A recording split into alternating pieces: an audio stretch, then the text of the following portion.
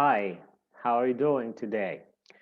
I am Khaled Layali, and this is my buddy, Joe English. We would like to talk to you today about subject verb agreement in general. So, without further ado, let's look at the PowerPoint.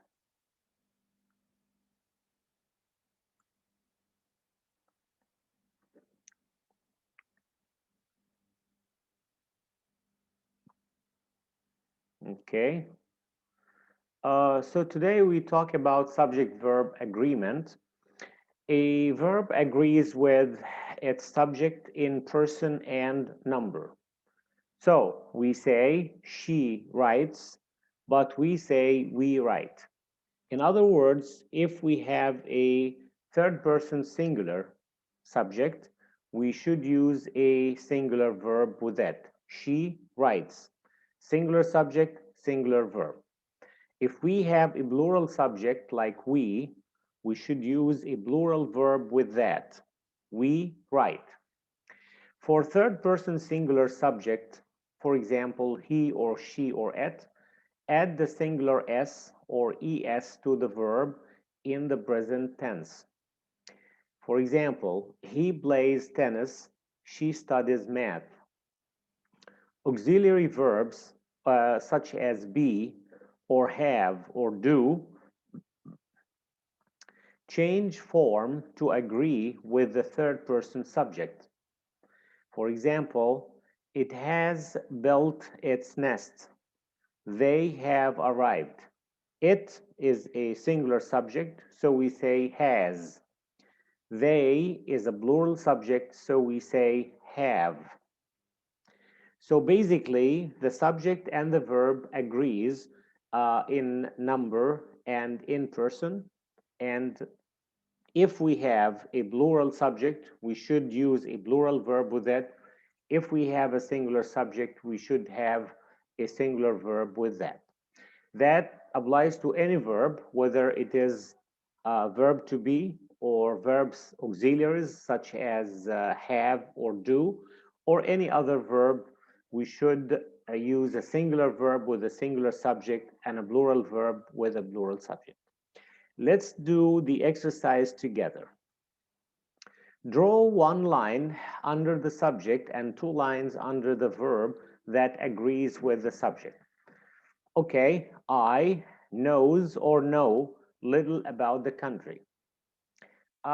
Some people may make the mistake of saying, this is a singular subject, I, so I should put a singular verb. No, we are talking about third person singular, not first person singular.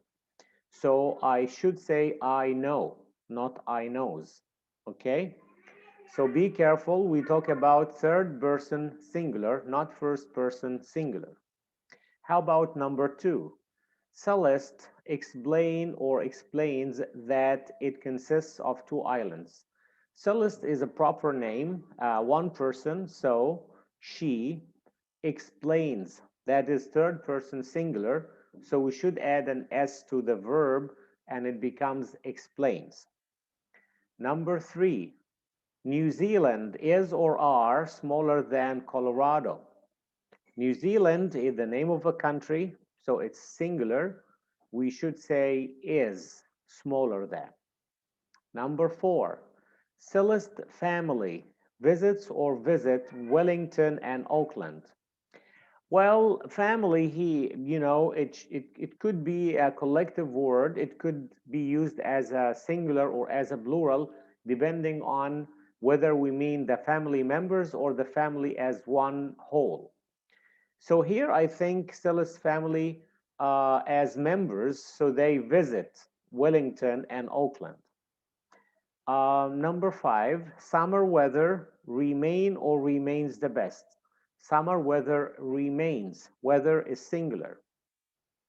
New Zealand enjoy or enjoys long hours of sunshine. So enjoys because New Zealand is a singular subject. Let's continue with the exercises. Write the form of the verb that agrees with the subject. Number one, choosing a tourist destination, space difficult. Become or becomes, what should we say? Choosing, that is a singular subject, so becomes. Number two, he, space, much work to do. Have, what should we say? He has, because third person singular. Number three, a traveler, a plane reservation. Should we say make or makes? A traveler is a third person singular, he or she.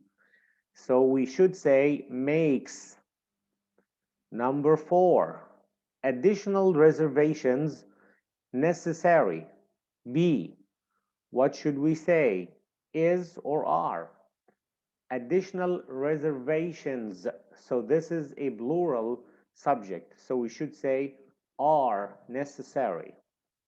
Number five, some travelers space the knowledge to get the best deals. Lack or lacks. Travelers. So this is a plural subject. So some travelers lack the knowledge to get the best deals. Number six, many people spaced travel agencies. Use or uses. Look at many people. This is a plural subject. So we should say use travel agencies. This is our bet on subject verb agreement. Okay, so I and my buddy here, Joe English, are sending our regards to the diligent learners of English. Keep up the good work, and we'll see you in the next one. Bye for now.